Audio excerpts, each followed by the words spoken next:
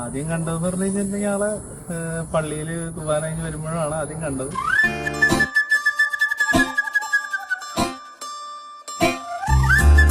പിന്നെ love at first sight എന്ന് പറഞ്ഞാൽ ആളുടെ അടുത്ത് പറഞ്ഞു. അന്ന് ഫേസ്ബുക്കാണ് മെയിൻ ഇത് വരുന്നത്. അപ്പോൾ ഫേസ്ബുക്കിനകത്ത് ഇഷ്ടമാണെന്ന് പറഞ്ഞു. അപ്പോൾ ആൾക്ക് ഭയങ്കര പോസ്റ്റ്, എനിക്ക് പഠിക്കണം, പഠിത്തം കഴിഞ്ഞാലേ നടക്കുള്ളൂ, അതൊന്നും നടക്കില്ല, നമുക്ക് ഞാനപ്പോൾ കിട്ടും.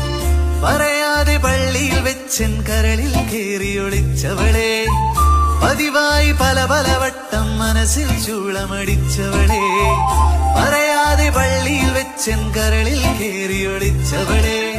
2 ദിവസം കഴിഞ്ഞിട്ട് റിപ്ലൈ വന്നു, വേറെ ആരും പറയരുത്, എനിക്ക് ഇഷ്ടമാട്ടോ. ആദ്യമായുള്ളിനുള്ളിൽ പൂത്ത പൂവല്ലേ, സമ്മതം തന്നാൽ നിന്നെ താലി കെട്ടിക്കൊണ്ടുപോവില്ലേ.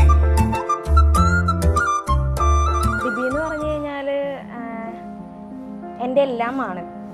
എന്നെ സപ്പോർട്ട് ചെയ്യുന്നത്, എന്നെ കെയർ ചെയ്യുന്നത്, എന്നെ ഒരു കുഞ്ഞുകുട്ടീനെ പോലെയാണ് ഇപ്പോഴും കൊണ്ടു നടക്കുന്നത്.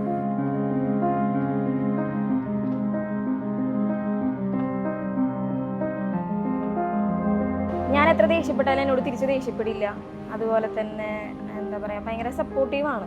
ഞാൻ എന്തൊരു കാര്യം, ഞാൻ ഇപ്പോൾ ഏതെങ്കിലും ഒരു അവസ്ഥയിൽ വിഷമിച്ച് ആളെ വിളിച്ചാലും എനിക്ക് ഭയങ്കര പോസിറ്റീവായിട്ട് എൻ്റെ വിഷമമൊക്കെ മാറ്റി തരും.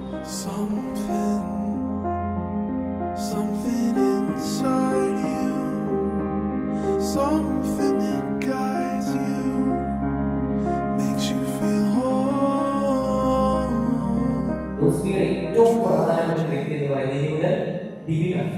ഇതിന്റെ ഏറ്റവും പ്രധാനപ്പെട്ട വ്യക്തി എന്ന് പറയുന്നത് യോസ്ഫിയാണ്. നമ്മൾ ബൈബിളിൽ പറയുന്നത്, നിങ്ങൾ ഇനിമേൽ 2 ശരീരങ്ങളല്ല 1 ശരീരമാകുന്നു.